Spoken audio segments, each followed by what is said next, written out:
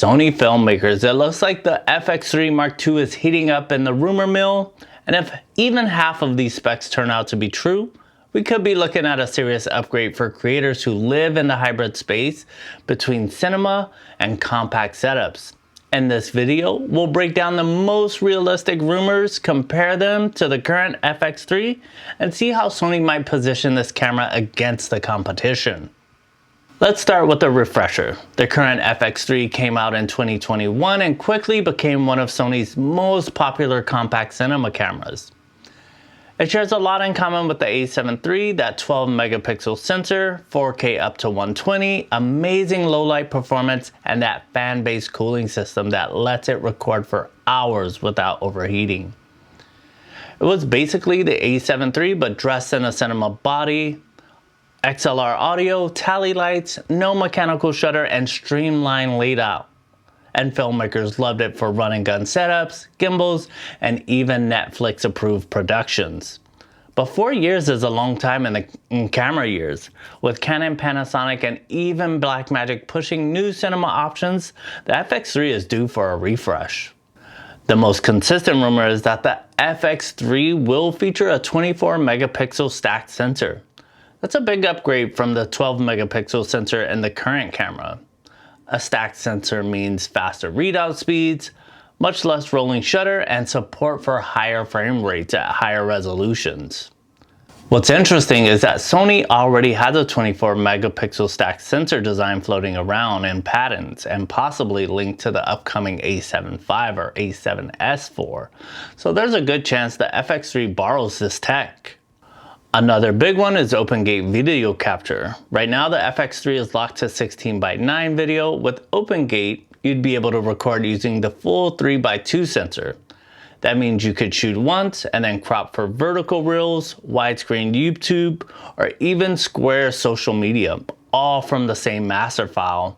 And that's a feature that a lot of modern hybrid shooters have been asking for. The FX3 can record RAW externally via HDMI, but not internally. The rumor is that the Mark II could finally support internal 12-bit RAW, or at the very least something like ProRes or a beefier XAVAC implementation.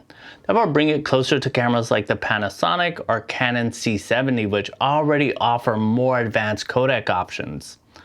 This is one of the biggest asks from the community. Fewer external recorders, more power right in the body. The FX3 already has a fan, but apparently Sony may redesign the cooling system for the Mark II. Why?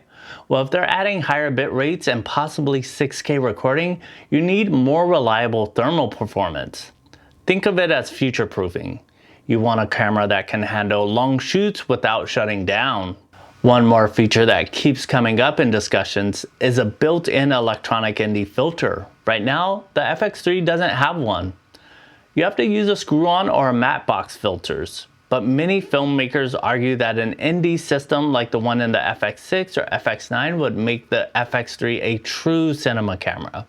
The realistic part, it's not clear if Sony could fit an ND module into a body this compact without increasing the size. So while it's more of a wish list rumor than a confirmed spec, it's definitely a feature that would get a lot of filmmakers excited if Sony can pull this off. So why would Sony launch a FX3 Mark II now? Well, the market has shifted. Canon C70 and the new C200 are making waves. Panasonic has doubled down on OpenGate shooting with the S1H2, and Blackmagic just announced a new full-frame cinema camera with crazy specs for the price. If Sony wants to keep the FX3 line attractive, they need to add more than just minor tweaks. A stacked sensor, OpenGate internal RAW, better cooling, and maybe even a built-in ND filter would put them right back on top for compact camera rigs. As for when we might see it, the timeline is very fuzzy. Some rumors suggest late 2025, while others push it into early 2026. There have even been whispers on forums about prototypes already being tested. But it's also worth noting Sony recently released the FX3A, a small refresh of the original FX3, which could delay a full Mark II model.